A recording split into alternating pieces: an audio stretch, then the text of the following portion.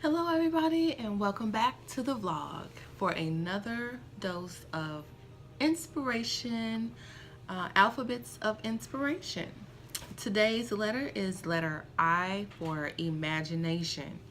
Imagination means the faculty or action of forming new ideas or images or concepts of external objects not present to the senses. It also means the ability of the mind to be creative or resourceful. I have three quotes to share with you about imagination. The first one reads, "The man who has no imagination has no wings," and this is by Muhammad Ali. The second one reads, "The power of imagination makes us infinite," by John Muir. I also, this is not a quote, but it's more or less a statement that our imagination is what makes us different from each other. No, there's no two people that share the exact same ideas or feelings.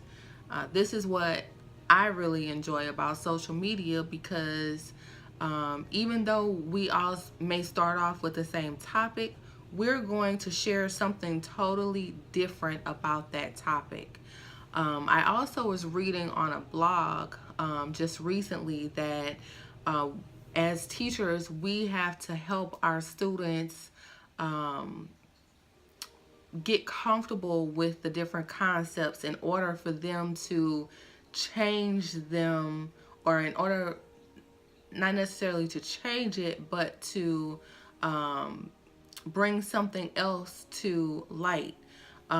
So for instance, by not having the comfort to process different concepts, our students are at a bit of a disadvantage for using their imaginations. The blog also reads that this is why we as teachers can't solely teach to the test, because those tests kills our students' imaginations. So what do you think about that? Do you feel that tests kill our students' imaginations? Another thing that I read here in this blog is where it compares our students learning concepts to a jazz player. So anyone who's played an instrument, you know that you have to master that instrument first before you can start playing around with the arrangement of creating your own music. Well, you could take that same concept and apply it to the concepts that we teach, the curriculum that we teach in our classrooms every day. We have to teach our students how to be comfortable with what they're learning before we can expect them to start playing around with it to make other things, make other arrangements using that same information. So one last bit to this, and that is basically when we're learning, we have to understand that there has to be some time set aside for our students to actually play around with the different concepts. And this is throughout each step of the learning phase. And this is what I'm learning right now. Just looking at different concepts, looking at going into different classrooms, seeing how that teacher is teaching, how the students are actually grasping the information, and how well they're able to take those concepts and birth something else from using it. So let me know down in the comments, what do you think about that? And again, it says that we're putting our students at a disadvantage for using their imagination when we're not allowing our students to get comfortable with the different concepts in our curriculums. And it also states that by teaching solely to the test, this is killing our students' imagination. So do you believe that? Do you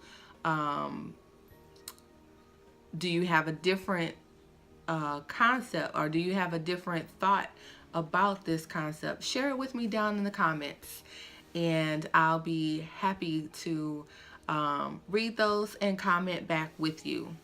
Start up a conversation about this, because we are entering into the standardized testing phase of the year. And each student that I come across, they really hate it.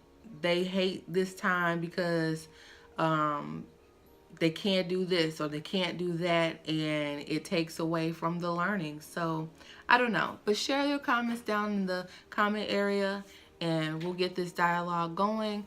I hope that you've enjoyed this inspiration, another dose of inspiration for your week, something for you to think about as you create your lessons with your students this week, something to help them to build their imagination, exercise their imaginations. So with that, that is the end, and have a good day.